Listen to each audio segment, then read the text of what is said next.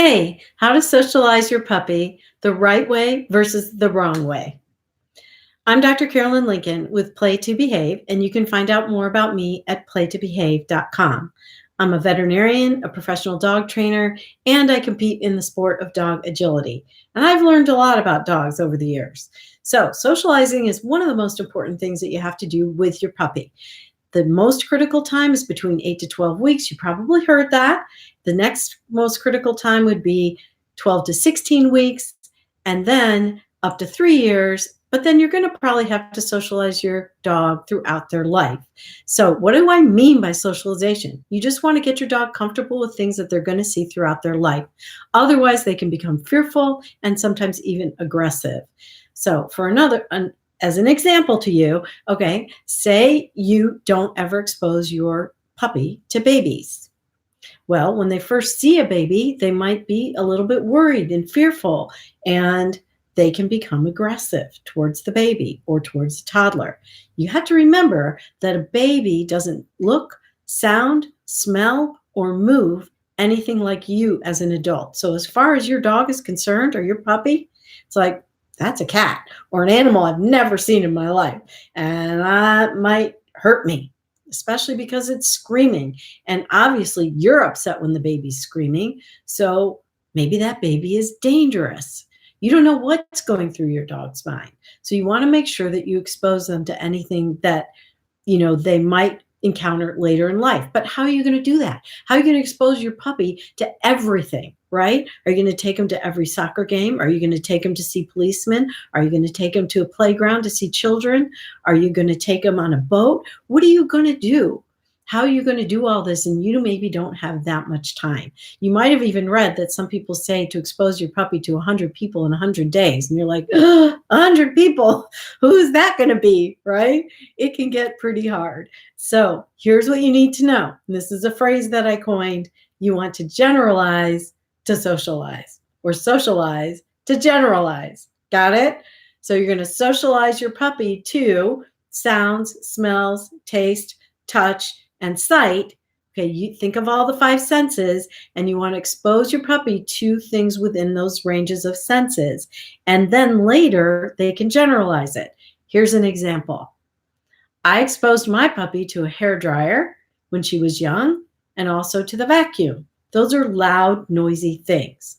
Later, she was exposed to a blender, but she wasn't socialized during that critical time period to a blender, but she already had heard loud noises. She also heard these with the breeder because they were very careful to expose the puppies, as they were raising the litter. So they might have come along and taken a stack of books and dropped them on the floor. So this big noise was something they got used to. So as long as you expose to some big noises, it's going to generalize. You still want to do it in different environments. So a big noise outside might be different than a big noise inside. So somebody riding a motorcycle by is going to be a little bit different than you turning the blender on. Okay, so just try to think in those terms. Think about the senses that your puppy's going to be exposed to. And here's the second thing, super important. You want to get this right, and that's not to traumatize your puppy. Go at their own pace.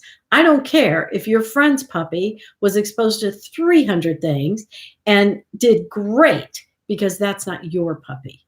Your puppy might only be able to be exposed to 10 things, and maybe motorcycles might have to be 50 feet away as opposed to a friend of yours who could do it 10 feet away.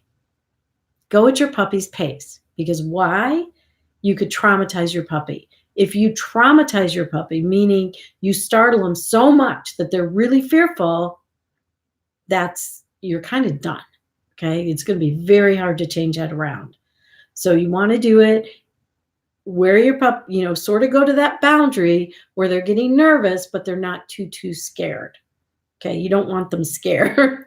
Otherwise, that's a problem. So go at your puppy's pace, look at their body language. And the other thing you don't want to do is coddle. Okay, so say your puppy does get afraid of something. Well, a lot of people naturally want to go, oh, it's okay. It's okay. Don't worry. It's okay. But that can be more worrisome. So think about this as if it were you. Something is frightening you. It isn't going away. It's still there, and you're frightened. The person next to you, who you really trust, by the way, is rubbing you on the back and saying, excuse me, it's okay, don't worry, it's okay. And they squeeze you and they hold you and they tell you it's okay. Would you rather someone did that as opposed to, say you're at the hospital, right? And they're going to do a procedure and they're doing this with you, as opposed to somebody standing there, putting their hand on your shoulder and just reassuring you by saying, I'm right here. I got you. And they don't say anything else. And they don't move their hand, but you feel their presence. That's much more comforting to many of us. And it might be more comforting that way to your puppy. So if you know they're scared, take them away from whatever's bothering them. Don't worry, you can expose them a little bit more later, and just reassure them in a very gentle, calm, firm way. Okay? Then, let's say in the future sometime, you come back and you expose them again. And this time you might be able to get a little closer, but it's all right, right? I wouldn't worry about it if your puppy isn't ready to be exposed to something. You don't want to take a chance that they are traumatized. So let's see, I think I went over everything. You want to be sensitive to the time period that your puppy's in.